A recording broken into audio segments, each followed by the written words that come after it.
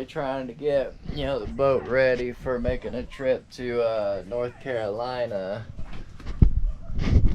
And for some reason, while we were on the hard, our power wire from the solenoid up to the actual windlass stopped working. I ran a power wire just straight across the floor, you know, up from the solenoid to the windlass, and use that to test the solenoid, and it works fine. So now what we're doing is just running a line through. I got Damien right now. He's running a 4-auge line through the bilge up into the V-berth. And he's gonna come back here with it, pop it up there, because that's the solenoid. Sure, that's a dark one. That's the solenoid. You can see it. Whatever. Yeah, the solenoid's down under the nav station here.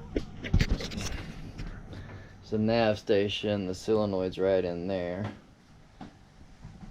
So Damien's getting us a wire up in Nile, and here's my crimpers. I got 4-auge lugs, but I only have 1 3/8 and 1 1/4. So I'll do is use the 3/8 back here at the solenoid, and up at the 1/4 I can either drill that out or just use a 1/4-inch bolt and nut with washers, because it's got a lug up there too, and they were bolted together before. That's probably just what I'm gonna do. That's about as good as connection you can get, I guess. At least temporarily. We're not gonna have to use it too much between now and North Carolina. I don't plan on. I'd like to make a trip straight through, just say 5-6 days at sea and be there, but we'll see how that goes. What kind of weather window we can get, you know, I don't know. We may do some hopping and skipping up the coast just to explore some spots too, but I don't know. I want to get to North Carolina, you know, spend maybe a week or two, then go further up north. Yeah, I'd like to head north until, say, like, no, maybe mid-September. Maybe we could go show the boys the Statue of Liberty in New York City. Would be kind of cool. And then, you know, start hopping and bopping our way back down. Anyone else got, you know, boat cat that always has to be laying right in the main walkway, right in the way? That guy, I don't care where you're going, he's always right underfoot. Sure. It'll be easier if I move this one forward.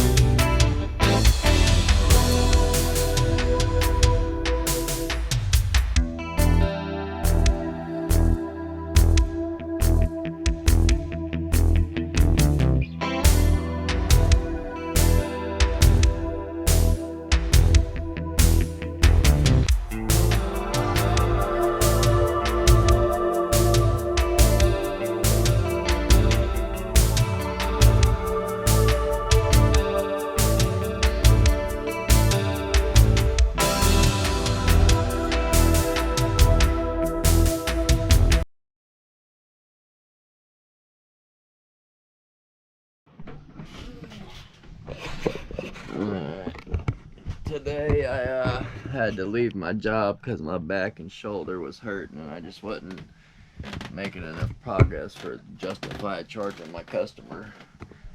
So Damien and I are fixing to get this windlass actually hooked up here. Alright, let me see that hand real quick.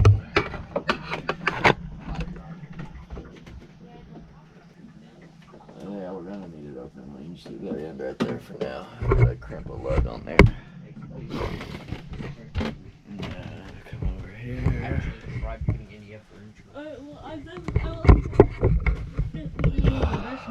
Up there.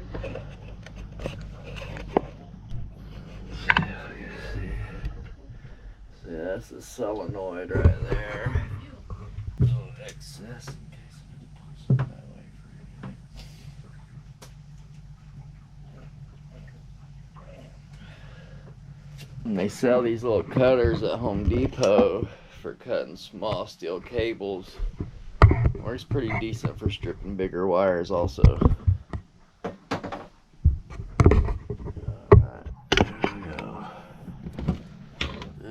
Here we go, guys. I've already got my wire cut, I believe. I am searching for the terminal ends to put on there.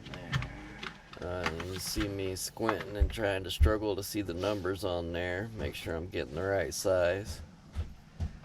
I must already had it picked out.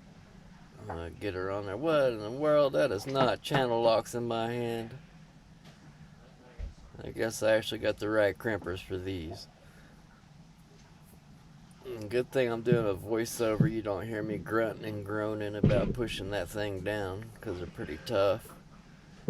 And also, I'm glad I'm doing a voiceover. I don't have the snivels today. The weather's been a little more cooperative with us. You see, fella's got to crimp it twice just to make sure it's good. Put your back into it, they say. Unless your back's like mine, then you don't put your back into anything. Alright, let's check her here. Oh, yeah, she's good. Okay. Now we, oh man, going all out. I'm even gonna put some heat shrink on there.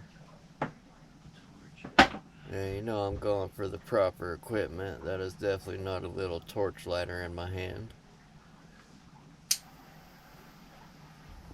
That heat shrink's gonna get the job done. Might have a little black marring on it, but that ain't gonna hurt nothing. We'll get her all shrunk down on there, looking good. You know how we do it. Alright, I don't know what I just pulled out there, but I guess I need it. Oh yeah, see, look at me squinting, trying to see it. You know, getting old's tough, fellas. Fellettes, we need a little reading glasses here and there. Hey, Kaden. Yep. Up on the bow, where the chain runs up over the wheel on the windless, just lift that chain up and set it beside the wheel. Alright. Part I dreaded, getting down on the floor. Another good thing I'm doing a voiceover, getting to hear my old man grunts and groans. Then here we're just simply taking the nut off of the solenoid that the button operates to send power to the windlass. Gonna slide the cable on there, then reattach the nut, and we should be good to go, I believe.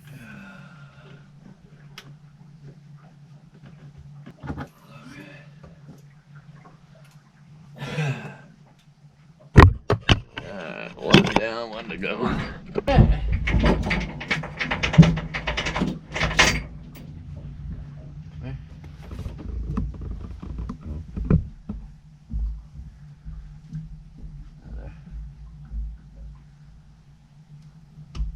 Open it. Do it again. Where's the nigger done? Thanks. I'm starving. I'm definitely gonna make sure not to eat anything on the day when I have biscuits and gravy. Yeah. Good. Set it back up there. Put this wire through it coming out. Put this bolt through the hole on that and this.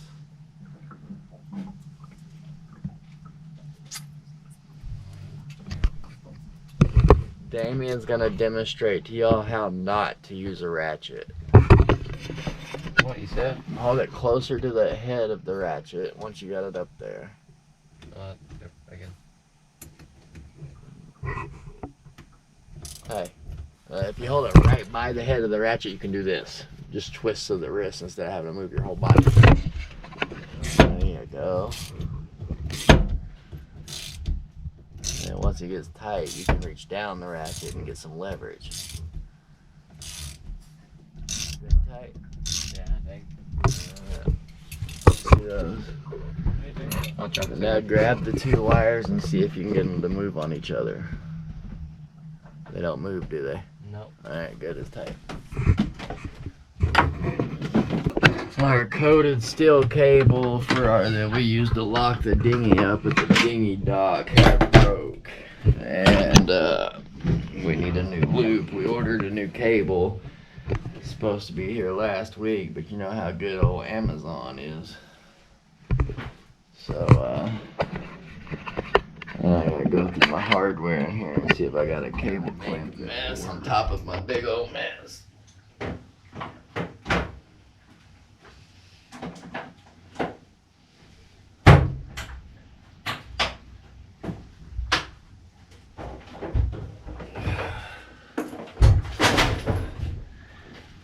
Actually, I'm just gonna use the floor for a mess.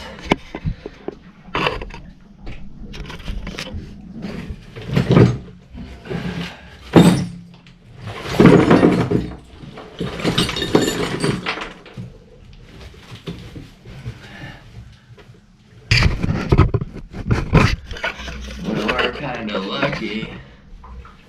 Before us poor folks bought this boat, it was a rich guy that owned it. So it came with tons of extra hardware and stuff. Thankfully, it's not like it came with any kind of a cable clamp.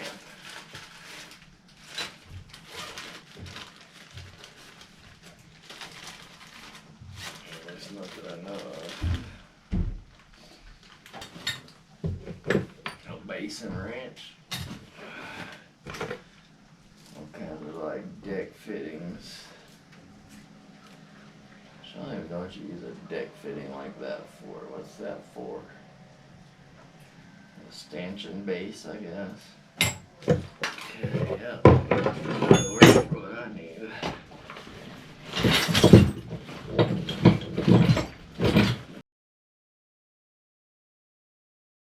Go ahead.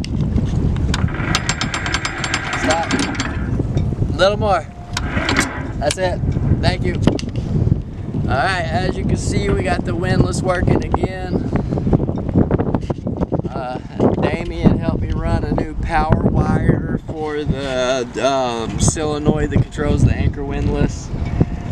I kind of think when we were in the yard and welded the hole up, maybe we burnt the power wire that was feeding it before.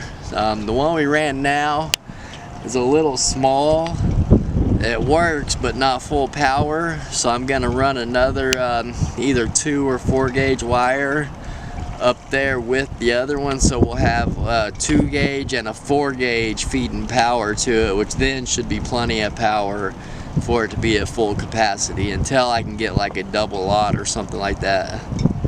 But that's about it.